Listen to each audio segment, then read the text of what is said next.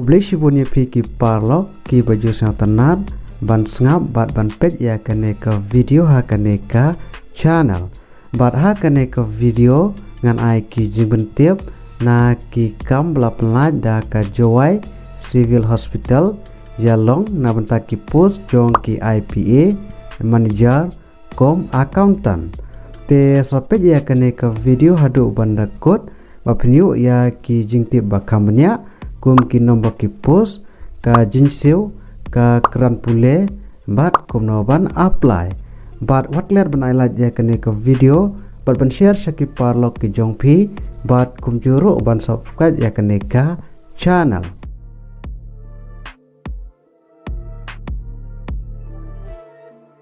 Ka Jowai Civil Hospital Yalong ka court application ni pi ban attend direct ha ka walk in interview nam ta kini ki post jong ka IPA manager kom accountant hapo ka scheme Megalia Health System Strength Project bat ka internal performance agreement IPA ka badai ha ki post jong ki contractual basis bat ka tarik long interview ka dei ha ka laipo tarik Januari arajar arpusau te namta kini ki post jong ka IPA manager kom accountant ki nombor ki post ki belat ka tentang ka way bat a karta ka fill up apply ka dei ha karta ka bakat pra hadu live arsnem karta bat namta ka jinsiu ka ba arpo wajar ha ka shipnai bat namta ka keran pule ki shim ki bela pendap ya ka Bcom ane ka graduate na kano ka recognize university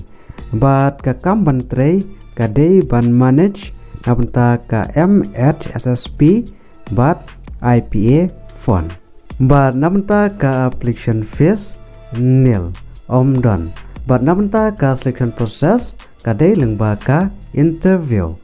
te komno fill up na apply na benta ka Jowai Civil Hospital Yalong requirement ajar pesau namta ki post jong ki IPA manager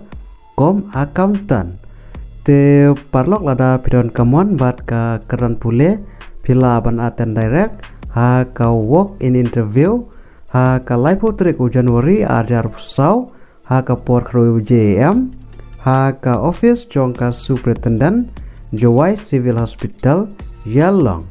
te parlok ha kane ka video tang kini jimen tiap bat lada pidon kano kapat ka ba pim patchai bha siapa ban komen ha kane ka video